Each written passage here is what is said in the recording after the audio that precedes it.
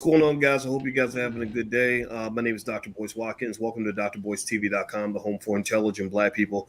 And today I wanted to talk about something that I think is really interesting. This has to do with money and love, particularly as it pertains to a man by the name of Dr. Dre. Now, you guys know Dr. Dre. Dr. Dre is a much better rapper than Dr. Boyce. But Dr. Dre is also wealthier than Dr. Boyce. And Dr. Dre is a brother who is now dealing with some interesting stuff. He's got this crazy thing going on with his wife, Nicole Young, and they're going through just this messy divorce. I wouldn't wish on my worst enemy, and it got real cold lately. It got super cold. And I'm gonna tell you guys about that in a second. But first, I want to welcome my good buddy, my homeboy, Mr. Jeff Lighty Jr. How you doing today, Jeff? How's it going, Dr. Boyce? Always good. All right, all right. And Jeff is from Ball Sports, the Black Boss channel. So if you ever want to check out the Black Boss channel, hear what black men have to say, check out Jeff. He's on there every day. Here's the guy we're talking about today, Dr. Dre, and Dr. Dre is married to that nice, or was married to that nice pretty lady Nicole Young. And there was an interesting development involving some divorce papers and his grandma's funeral. You want to talk about that, Jeff, in terms of what happened? Yeah. So from what all the reports are coming out today, which is they that earlier this week, Dr. Dre was attending the funeral of the woman that raised him, his grandmother. And while he was at the funeral, there's conflicting reports, but the end of it says that he was served divorce papers via Nicole Young, his ex-wife, basically saying that he owes her some money, and that is what's taking place. And so the fact that this was served at the funeral has a lot of people upset. Obviously, from the reports, it says that Dr. Dre responded in a way that anybody will probably respond if you give them divorce papers while they're attending the service of their grandmother. He was very angry. And from the different conflicting reports. One report says he was served after the service in the parking lot. Another report says the papers were left at the burial site at the cemetery. So it gets really, really ugly, man. And honestly, the divorce is pretty much finalized, but the papers, from what the reports say, were attorney fees. So something that could have been handled at any moment, right? They're just attorney fees. Allegedly, Dr. Dre is supposed to be paying Nicole Young's attorney fees, which is roughly around $1.2 million left to pay. He paid 300 or 500,000 or 300,000, and he still got over $1 million left to pay. But like I said, this could have been handled at any moment, at any time, any place. To decide to hand him and serve him those papers at one of his lowest moments of his life, I imagine. I mean, losing your mother-like figure, your grandmother, the person that raised you, is pretty low down and is pretty sick, if I do say. Well, I do agree, and with Dr. Dre, I mean, I you can't really feel sorry for a billionaire. Yeah, Dr. Dre is a guy who he's a grown man. He can handle his own business. We make our own choices, but absolutely. and really the goal, in my opinion, in terms of talking about the Dr. Dre divorce, wasn't really just to focus on Dr. Dre. It's really to talk about, just when you talk about relationships, one thing I've learned is that you have to really check the integrity and the character of the person that you are choosing to connect yourself to. Yeah. Marriage is like a business, except it's more serious than starting a business. But I don't know, they're both kind of the same. Like when you lock yourself into a person like that, what their value system is a big deal. And one of the things I've learned is that you can learn a lot about a person not by watching how they treat you, but watch how they treat their worst enemy. Like Muhammad Ali used to say, I used to watch how people would treat the waiter at the restaurant, because if you were rude to the waiter, that tells me you would be rude to me if I wasn't who I am. Well, Absolutely. I think the same thing is true. If you watch your friends, watch the people you bring in your life, watch how they treat their worst enemy, because one day if you ever become their enemy, that's exactly what they're gonna do to you, right? And You're right about that. because I don't know how, because here's the thing, right? I bet if I was to ask Nicole Young, like, well, why would you serve divorce papers at Dr. Dre's grandma at the funeral of basically his mother, right? Yeah. This ain't really grandma, this is mama. Yeah. Mama's funeral. I mean, mom. I mean, that's like that. That just sinks to the pit of your stomach. Mama Absolutely. in the ground, and this woman that normally would be standing next to you, supporting you, providing you emotional comfort, she's like, like Yeah. okay, I'm gonna get him while he's weak. Like she's Absolutely. on you like a killer soldier would do. Now, I'm sure if we was to ask Nicole, like, why would you do that? She'd probably have an explanation, right? I'm sure she would say, well, let me tell you what he did to me. Okay, cool. But one thing I've seen is that there are some people who have a baseline in terms of their integrity where they say, look, no matter what you did to me, there's certain things I'm not going to do. Yes. Grandma didn't do nothing wrong, and you did. Exactly. To some extent, I feel like you're disrespecting grandma by even bringing this nonsense to the table at that one moment. Mm-hmm. What do you think? No, yeah, like it's sad, man, because you're hitting a man at his lowest moment. Now, once again, I wasn't in the relationship between Dr. Dre and Nicole Young. I don't know what took place with them. I don't know what he may or may not have done to her, or what she may or may not have done to him.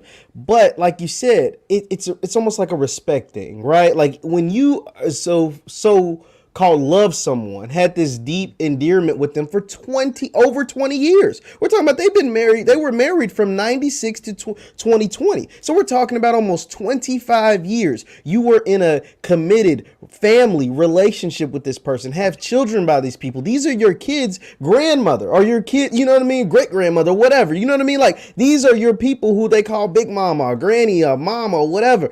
And to decide to use that place, right? I get it. You can be upset with Dre. You can hate Dre, think he's the scum of the earth, think whatever, because there are reports that there was some kind of domestic violence stuff going on there, right?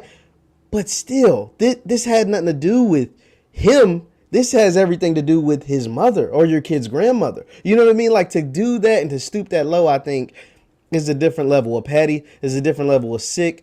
But once again, I wasn't in that relationship. And there are reports that Dr. Dre was abusive, right? Nicole Young has come out and said that on different occasions, Dr. Dre pulled out guns on her and beat her up and stuff like that. So when allegedly, when somebody does something like that to you, who knows what it can do to your mental, and to be in something like that over the course of 20 something years, I just don't know. But I think that place should have been sacred. I think you should have held off and waited. But hurt people, right? So when you're hurting, you try one way to hurt somebody else the most. And doing something like that at the funeral of his mother is one way to definitely hurt him for sure. Everybody I'm talking to, Jeff Licey Jr. from the Black Boss channel. Make sure you hit the thumbs up button. Please hit the thumbs up, share, subscribe button if you haven't done it yet. And also, if you want to know, my website is boycewatkins.com. I have a free ebook you can have if you want. It's called It Takes a Village to Raise the Bar. And it's a short book, but it's a book that lays out what I think what I think the Black community could look like if we do the right thing. And one of those 4 pillars, actually, the 4 things I focus on actually in their book is wealth, education, family, and community. And that I don't want to focus on that third word, family, right? Again, this is not about Dr. Dre. I'm not here to gossip about another man's relationship or speculate. In fact, I'm friends with Ice Cube, which adds another level of awkward, right? Because they know each other in real life. I never met Dr. Dre. But here's the thing, though. I think that, when you're talking about this whole family thing, this isn't the first time we've seen this kind of thing. We've seen people. What's always been fascinating to me, Jeff, about relationships is you'll have somebody that loves the hell out of somebody 1 minute. Like, just, I think they're the greatest. I die for this person. Don't you talk about my boo. And then the next minute, you're trying to kill each other. You're trying to literally destroy each other. And honestly, if you're telling me that you're trying to destroy, that your mortal enemy is a person that you used to love, that used to be ride or die for, that tells me that, in my view, you were never really ride or die. In my opinion, you were fair weather. Sure, they might have done things to you, but people disappoint us all the time. We get triggered. All of us get triggered all the time. I mean, my God, we're Black. There's all kinds of stuff there to trigger us. But I think we also make a decision about how low I'm going to be willing to go in order to defend myself, if that's what I think that I'm doing, right? Because I can even think about times where I was really hurt, really just. I mean, I'm talking about somebody just crapping all over you. Yeah. And I had to make a decision as a human being, like, okay, you know what? I'm not even gonna go there with you. I'm not even gonna, I done dealt with all of that. I mean, and really, I understand why she served the papers at the grandma's funeral. She probably had a hard time serving the papers before. I was about to say this. Find him in other places. And so somebody says, oh, I know he's going to be there at this time, so I'm going to show up with the papers then. I've had that happen to me. I have been sued by an ex. The papers were served to me at the like least convenient time. But let me just say this though. Even when people will come up and say, "Oh my God, I can't believe she did this to you. Like that was just brutal." What? Like, aren't you mad? I'll be like, "No, that's life. I mean, I'm gonna stay away. I'm gonna stay away from the person. I ain't messing with that person no more. But I'm not gonna become that person myself. You know." And I'll also say this just to make it like definitely personal and to explain to people why I even talked about this. Before I married my wife, this is personal information, but before I married my wife, I watched how she proceeded in dealing with her ex-husband because I said, you know what? Sometimes stuff doesn't last, right? And I want to see how this woman treats a person that she is no longer with because I'm gonna tell everybody here, this is just Uncle Boyce advice. If you don't ever deal with somebody who is trying to just mutilate and destroy their ex. That is typically a toxic person. That is a person where when you on their good side, everything's great. You get on their bad side, they're gonna be trying to come kill you. They're gonna be coming stealing your money. They're gonna ruin your reputation. They're gonna do all of that. No, a good person is a good person. Stop telling me I'm a good person, but I was only a bad person because them. Yeah. every murderer in jail can tell you like, oh, I'm a good person, but he pissed me off, so I had to shoot him in the face. Come on, man. What are your thoughts, Jeff? No, it's funny that you say that because yeah, I mean, it's very true. You explaining that situation made me think of this show called You, right? Like, so I don't know, it's a Netflix show, and in the show, the main character is a guy named Joe, and Joe in the first two seasons, I don't want to spoil season 3, but in the first two seasons, he goes around killing people because because he loves someone, right? Because he's trying to make their life easier. So he goes around literally murdering people to make their life easier so they can eventually be together. So I'm saying that to say, like, yeah, you can think you are doing a good deed, but in all actuality, you're just making a bigger mess, right? Every single time Joe kills someone, he actually just makes things a lot bigger. And because it's a TV show, he always gets away with it, right? But the fact that you can actually try something hard, do something bad, trying to help someone else, and actually make a whole bigger mess out of this whole thing. As far as relationships and things, like you said, you have to watch the way people move.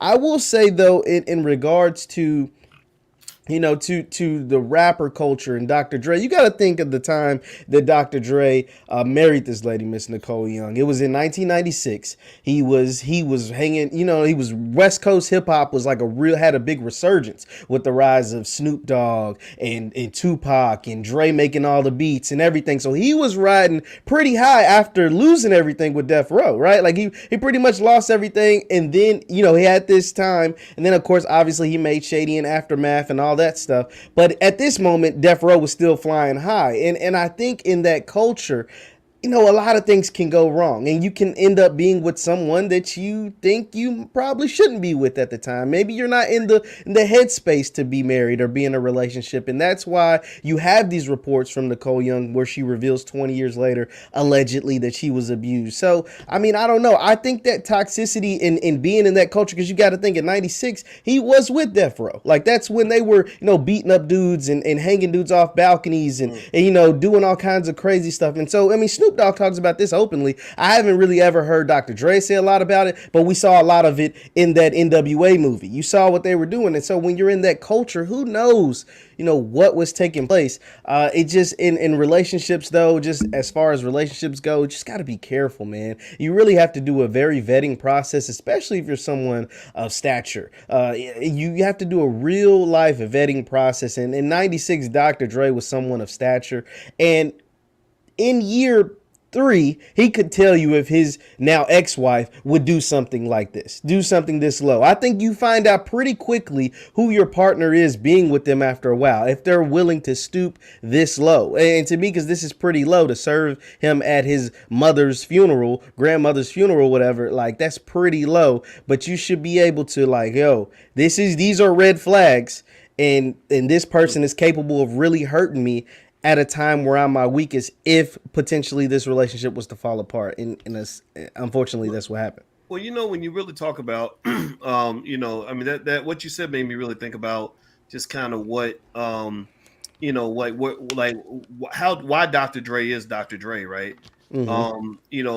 He and a lot of guys with NWA. I mean, they kind of brought the word gangster into hip hop, Yeah. right? So when you talk about being gangster, I mean, this is pretty gangster. Like what Yeah. the lady did, it's like, okay, I'm gonna get you at your mama's funeral, and that's about as gangster as you can get. And I guess it depends on what type of gangster you're talking about. Is it because the old school gangster says the grandma's funeral is off limits. Yeah. The church is off limits, right? But the new school gangster says, "I'm going to get you wherever I can get you." And I think that the interesting thing is I think Dr. Dre. I know his net worth is 800 million, and I think he's already paying a lot of money. I think it's about $3 million a year or something like that. Yeah. And did they have a prenup or what was the situation with that? So, from what I was able to find, they did have some sort of prenuptial, and during the divorce settlements, the wife, or Nicole Young, tried to get the prenup null and void. She was like, "Yo, that prenup was for 96 Dr. Dre when he was worth like 8 million. Now 2020 Dr. Dre's worth 800 million, right? Like that prenup, it ain't the same. It's kind of what she was arguing. And so she was fighting to get $24 million a year in spousal support, right? That's what she was fighting for, over $20 million a year. And they ended up settling. Dr. Dre agreed to $2 million a year in spousal support, and they ended up settling for 3.5, right? So just a little bit over 290,000 a month in spousal support, which averages up to about just around $3.5 million. Also, he pays for the two homes in like California, and he took care of all of that. And he was responsible for these legal fees that I spoke about that estimated around $1.5 million, which were the documents allegedly served to him at the funeral. So, I mean, she still got it good. It's not like she's just getting pennies on the dollar. Like, yeah, she's not getting $20 million a year, but 3.5 ain't a lot to just sit on your hands and not do nothing. You know what I mean? So, I mean, hey, she definitely didn't get a bad break at all. At least not in my opinion. Well, everybody, I'm talking to Jeff Lightsey Jr. We're talking about a lot of things, but mostly divorce and the high cost of relationships, the high cost of bad relationships, and particularly with the Dr. Dre divorce. If you haven't done it yet, please hit the thumbs up button, hit the thumbs up, share, subscribe button if you haven't done it yet. And also, just as a side note, Jeff is going to be joining us at the All Black National Convention, where we're going to have a bunch of relationship experts there because this thing with broken relationships, this is something that it's kind of common in our community everywhere. I mean, a lot of us go through that. And one thing that people don't know is, and I don't mention this much, but there was this book that I wrote a lot of years ago called Financial Lovemaking. And in this book, I spent a lot of time really becoming just obsessed with what happens with money in relationships. I didn't. It started with real basic stuff. Like when I got my PhD in finance, I was never really interested in like the standard stuff, like Bloomberg reports and stock funds and ETFs and all that. I mean that's okay, but that wasn't the part that really intrigued me about money. What intrigued me about money was little basic stuff that related to the human experience, which was how does a man become more attractive just because he's got money now? Like, how did the ugly dude become the most handsome guy in the room? Like, what's going on with that? Or why do women go crazy when a guy can't provide financially, or when there's financial insecurity? Like, what's happening there below the surface psychologically that causes women to maybe be more attracted to men who can provide financial security, and also what causes them to freak out when the financial security is gone? And one of the things I can tell you that I figured out in my research with this book is it really gave me some thoughts in terms of how we use terms like we talk about terms like gold digger, right? Mm-hmm. So a lot of people. In fact, let me ask y'all a question. Everybody in the chat, answer this question. Give me a yes or no. Would you consider Dr. Dre's wife to be a gold digger? If you talk about gold diggers, give me everybody put a yes or no in the chat. No, if you think that she's just kind of doing what a lot of people would do in terms of how she's dealing with the money thing or whatever. Or yes, if you think like she's just materialistic and all stuff. So give me yes or no, gold digger, non-gold digger. Okay, I see some yeses, and I see some no's. Okay, so I see a mix here. Jud and Lady Techniques is saying no. Ingrid says no. Sheena says yes. Miriam says no. Okay, So here's the thing. I'm not going to tell you what to think about whether or not this particular woman is a gold digger or not. I'll leave that up to you. But one thing I'll tell you is that term gold digger, I would hear men say it, and they say, "Oh, she's a gold digger. She's, when I was making this much money, she was more interested than when she found out I was working at Burger King, or when I had big money and I lost my job, she wasn't with me no more, or whatever." And what I found was like money really changes the dynamic of a lot of relationships. Like money can either make things better or it can make things worse. Like D1 has a song called I Hate Money. And it's a good song because he basically breaks down like how money can cause like people, best friends to start fighting. It can cause people to kill each other. It can cause people to sell their body, right? But then D1 at the same time, while he's a guy who has a song called I Hate Money, he also has songs like I Paid Sally Mae Back and No Car Note, and songs that talk about the importance of money and financial responsibility of money. And so how can you do that? How can you say I hate money, but then yet you seem to value money at the same time? Well, because I think he's recognizing that money is very powerful. Money is like it can either be the growth hormone for your relationship, or it can be the poison, right? And I think it depends on the person and their relationship with money and the dynamics of the relationship. So let me just say this: if you are Dr. Dre and you're worth damn near $1 billion, even 25 years ago, Dr. Dre, he wasn't close to being a billionaire, but that man had bank. He had big money. He was at the top of hip hop in 1996. He's still, a powerhouse today.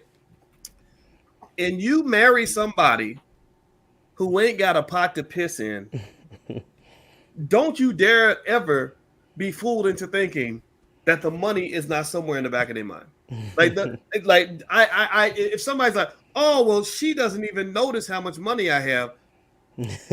Stop it. The money matters. It doesn't make her a gold digger. It doesn't mean she's scheming on you. But you'd be crazy not to think that somebody doesn't notice when you got more money than God, right? and so what happens when you have money is it changes how relationships work. Like when I started getting a little bit of money and I was dating, I was single, I was living my life, I found that ending relationships would be a little bit harder.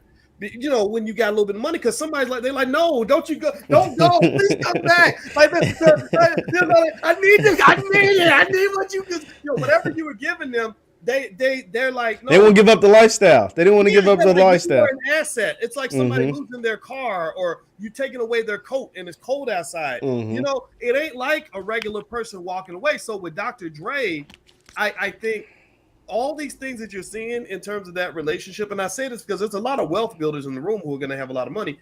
With his relationship, I see a lot of things happening that probably wouldn't have happened if there wasn't so much money involved. Like signing the prenup, right? Like, okay, yeah, I'll sign the prenup, right? Which is cool, right? Me and my wife signed a prenup. Prenups are fine. But then in the divorce saying, oh no, well, that prenup I signed that's old, yeah. Right. And it pisses you, it will piss me off. It'd be like, wait a minute, we made an agreement. You signed the damn thing. But no, when you're talking about big money, the rules always change. And that's the thing I learned, like when I was working on that book, was I was so fascinated by how money just can either make things better or it can make things confusing as shit. And that big financial, they call that the term in nature is dimorphism, where one person is way up here and the other person is down here, right? Where their sizes are not the same. That can create a lot of economic awkwardness, which might be an argument as to why a lot of times you'll see people that got a little bit of money, they want to hook up with people that got a little bit of money. So, so for example, if a woman comes on the Kevin Samuels show and she says, I make 100,000, I want my man to make 100,000, right? Sure, you can debate that all day, but maybe there's a logical reason why she might want him to be somewhere near his level, because if he's not, she'll end up feeling like Jill Scott felt when she tried to walk away from that garbage man she married, or whatever the hell he was. And he was like, baby, please don't go. Like the song, what was that song? I'm staying. Right? I don't want to be free. Yeah. Dream Girls from Dream Girls. Yeah. Go ahead, man. Sorry. No, that's very true, because if you don't think like that, you end up in situations like this, alimony, spousal support, things like that. Like if this Nicole Young lady was, I mean, granted, it's hard to be a billionaire, right? Like, I mean, it's not just like every day everybody can just pop up and be a billionaire. But if Nicole Young lady was worth $50 million, $100 million, this conversation would be a lot different. Like, we wouldn't be talking about her, trying to get, $1 million to pay for her attorney fees, serving them at his mother's funeral, his grandmother's funeral. Like I think this is conversation. I think if we use Jay-Z and Beyonce, for example, if they ended up splitting up, I don't think this kind of pettiness would be taking place, because both of them, before, during, and even potentially after, would have a lot of money to their name. And one thing I learned from you, Doc, and I'll say, being on some of the panels we've done and talking to you, is that marriage is a business decision. I've learned that more than anything, because of the money aspect, right? Because what's mine is now yours, and what's yours is now mine. And if I'm bringing, especially if you're a woman, if I'm bringing more to the table than you, I don't know if I like those odds.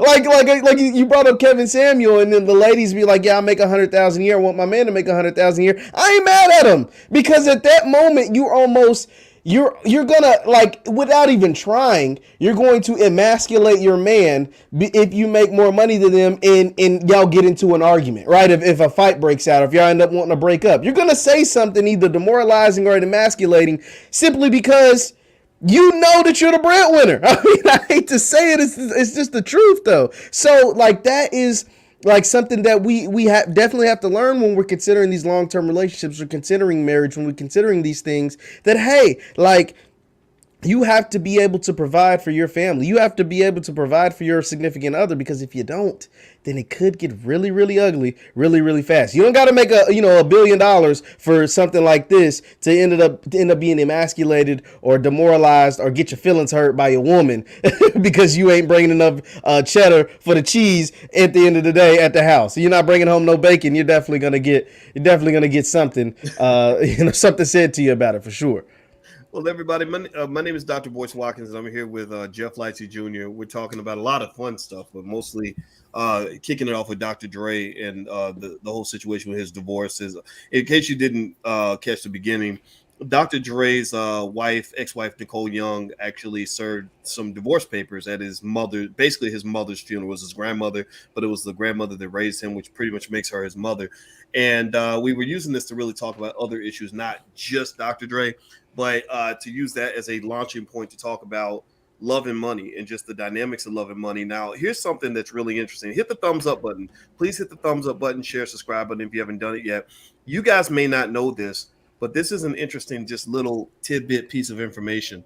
If you look up Nicole Young, Nicole was married before Dr. Dre. She was married to this guy.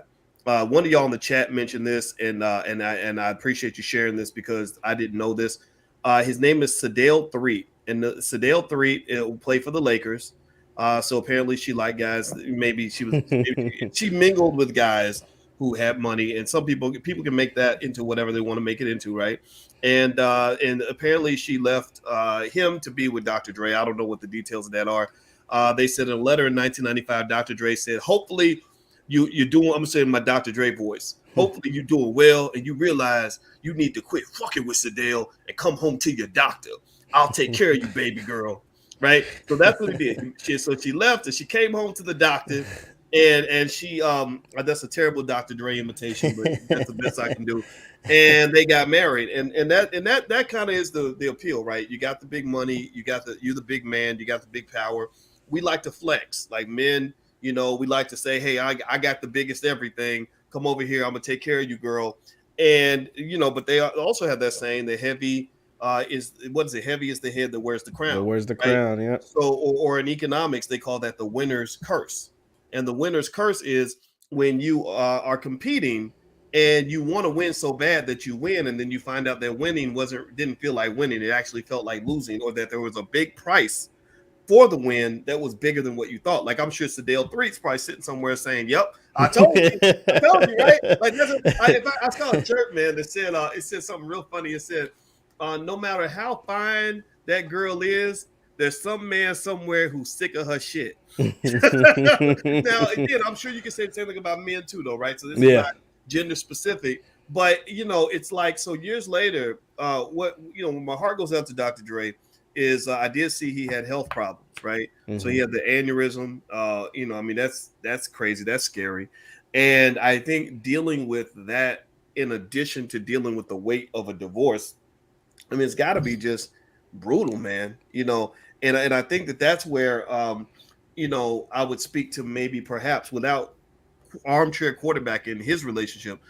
Maybe it's a matter of looking again, going back to looking at the character of the people that you're with, to say, okay, if worse came to worse, how much would they actually give a shit if I'm really going through something? If I'm in Yeah. the hospital with an aneurysm, my mama just died, are they gonna have any empathy, or is it just gonna be like, give me the money, give me the money, give me the money? What do you think, Joe? No, yeah, like that goes to the character of the person that you with, and you can figure that out relatively quickly. You can figure it out by, like you said, you watched how your wife now dealt with her situation prior to you, and you can see it from the way Nicole Young handled the situation prior to Dre, right? Like that, you know what I mean? Like you can Oh, literally watch and see those kind of things. Okay, she woo. came to me because I had big bread, and she was willing to leave him.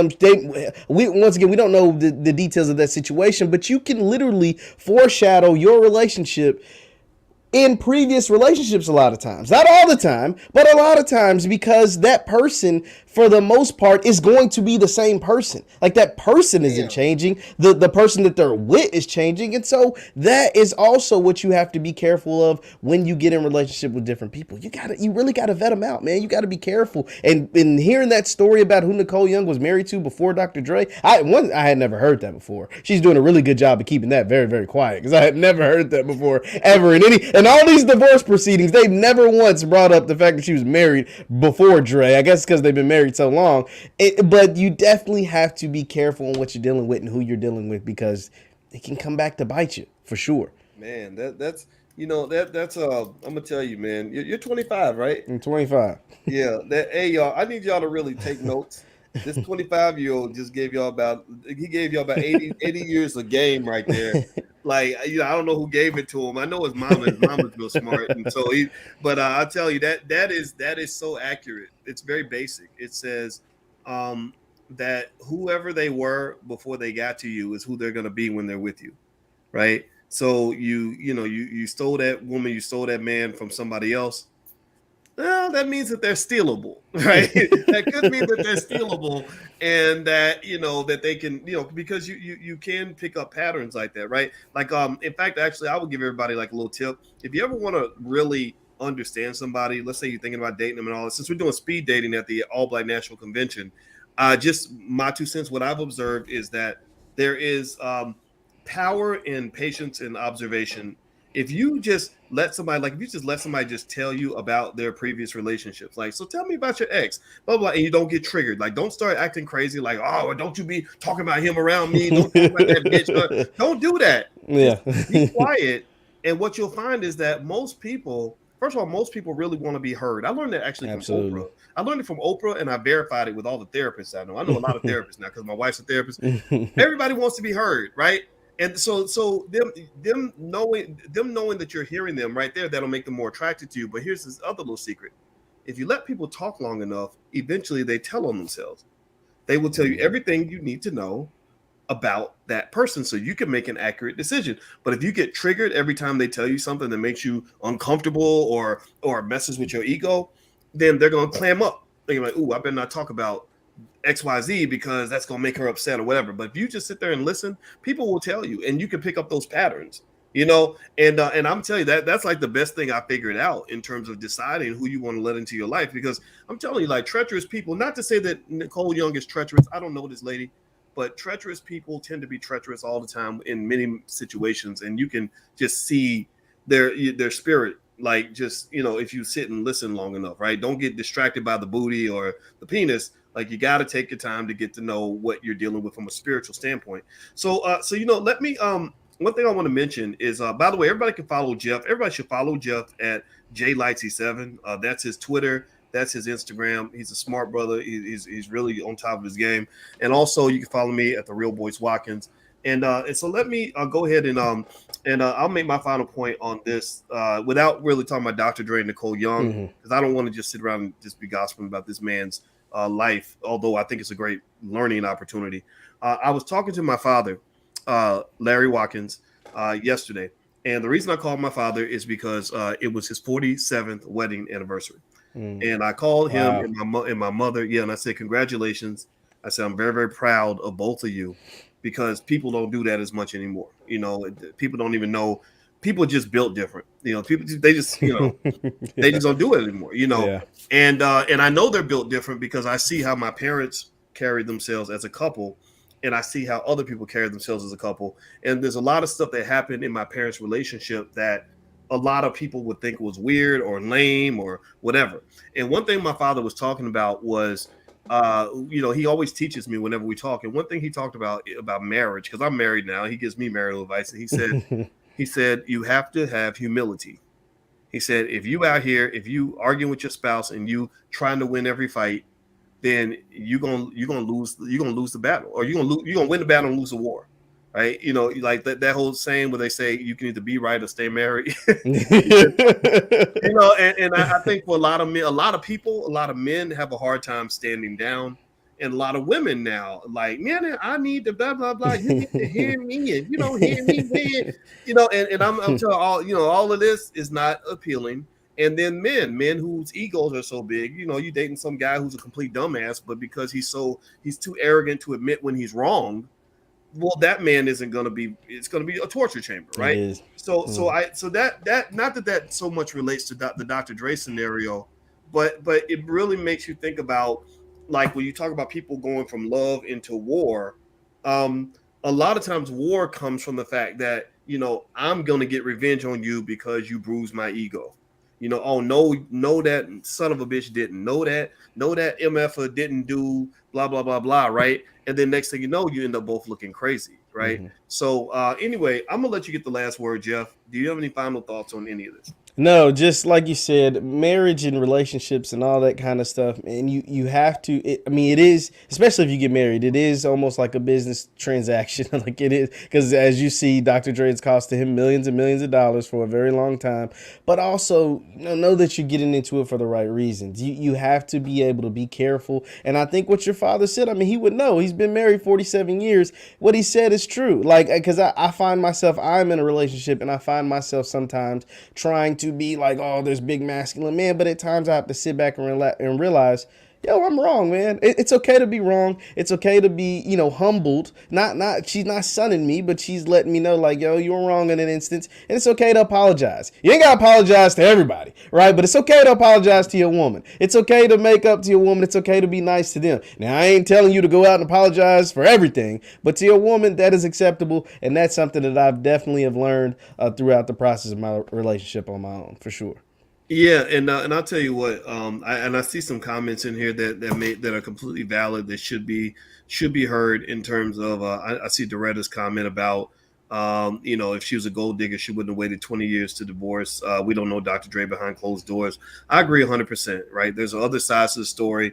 Michelle A did a whole film about Mm-hmm. what it was like dating Dr. Dre, and there are people that might say what they're going to say. But the other thing too, though, about accusations. You right? He said, she said in a relationship. I don't like taking sides on that, because I'd like to hear his side of the story too. Mm-hmm. If you're talking about, okay, well, he's abusive. Well, you know what? There's a million people out here saying my spouse was abusive, and in some of those cases, there was no abuse. In some cases, someone will say, well, he was emotionally abusive. Well, what did he do? Well, I wanted a Gucci purse, and he told me no. Like literally, you'll have people that'll think you're emotionally abusive because you don't put up with their bullshit, Yeah. right? So what I have found is that rather than trying to sort through who the bad guy was and who the good guy was, I think it's better to kind of just say, generally speaking, here's some tools for having healthy relationships in general. Anybody who's watching this, anybody who's in a relationship or thinking about getting a relationship, let me just throw out some Uncle Boyce advice, if I have your permission to do so. Quick Uncle Boyce advice: get you some help. Go. They got therapists out here that can give you tools. where you won't be trying to kill each other. You're supposed to love each other, right? You're having sex, you're invested in each other big time. You're making a bigger investment in that person than you'll ever make in any stock that you'll ever own, any piece of real estate, any business. There's no business you'll ever invest in that you're investing more than you invest in your spouse. So take care of your damn investment. Take care of your relationship. Get some skill sets. We as Black people are so triggered and traumatized. We done been through so much shit that we treat each other like shit. We re-traumatize each other. We abuse the hell out of each other, and then we end up apart and alone and separate because we didn't take the time to actually figure out certain little things, basic things that are available widely on the internet, like conflict resolution, how to just even communicate with your partner, how to overcome your differences, right? So treat your relationship the way you would treat going to school. Like none of y'all would ever try to become an accountant without going and taking accounting classes. Like Jeff's mama is an accountant, and she took a lot of classes to learn how to do accounting properly. That's why she's very successful at what she does. Well, if you're talking about your relationships, which is more important than your job, why not go get trained on that? Stop trying to wing it. We go to school, we learn so much crap that we never use for the rest of our life. I think every kid needs to go to school and learn how to just get along with other Black people. Like here are the ways you get. I think shout out to actually Russell Simmons, who I think he did that. He actually was going to school districts and getting kids to meditate so they wouldn't fight and want to shoot each other and all that, and it was working, right? So learn the skills to get along. Everybody in here is B1, which means that you think different. You want to do different. You want to operate here, play above the rim. The number one way to do that is learn how to form healthy relationships. And that ain't something that's always going to come naturally, because if you're anything like me, you've probably been traumatized. As a kid, I was traumatized. My daddy wasn't there, saw violence. People I love went to jail, and friends got shot. Just all these terrible things happen that can cause me to just pop off, right? And so I had to sit down with some people that can help me control that so that I can learn how to stay focused on the big picture. So get out of your own damn way and get some help so you can find that right person, and you'll show up as the right person. And then you can identify the right person, and then y'all can show up together and build that empire you're trying to build. Cool? Y'all got it? Makes sense? Give me a yes to that makes sense. I hope that we got it. We definitely got it for sure. Well, thanks a lot, Jeff, man. It was great talking to you, brother. Appreciate it always, Doc. Yeah, all right, so everybody, this is Jeff Lightsey Jr. Let me give you Jeff's social media. It's JLightsey7. Please go follow Jeff at JLightsey7. And also, Jeff is going to be at the All Black National Convention, which is going to be in Orlando this week. We are going to have relationship therapists there, as well as health experts and political science experts and economics experts and real estate developers, all kinds of really amazing Black people. So if you'd like to come check it out, go to allblacknationalconvention.com. That's allblacknationalconvention.com. So I'm out of here, guys. Have a good day. I'm about to go take me a nap. Love you. I'll see you soon. Take care. Peace.